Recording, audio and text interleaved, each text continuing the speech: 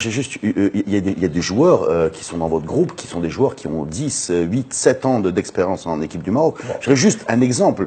Mbarek Boussoufa, voilà, Boussoufa de 2017 est un nouveau Boussoufa. Est-ce que vous pouvez nous dire un mot sur cette transfiguration? Tout le monde se pose la question.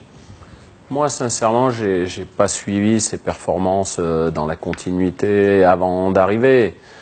Depuis que je suis arrivé, dès le premier jour où je suis arrivé, Mbark m'a toujours donné le maximum. Je me rappelle de la préparation du match du Cap-Vert. On a fait une mise en place, on est le lundi, on commence le mardi, la mise en place mercredi. Le match est samedi. Vous imaginez, c'est 4 jours. Même si je peux être un sorcier, comme on dit, ou je sais pas, ça c'est du blabla.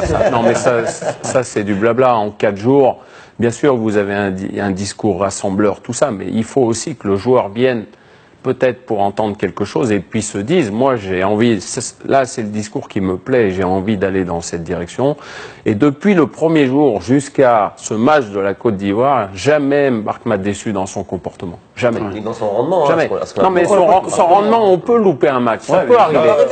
Mais dans son comportement, c'est-à-dire que c'est un joueur qui arrive de Abu Dhabi. À chaque fois, un jour, il a voulu faire une petite escale, il devait aller voir pour un problème d'impôt aux Pays-Bas, il m'a téléphoné et tout. Donc ça s'est toujours passé dans une transparence totale.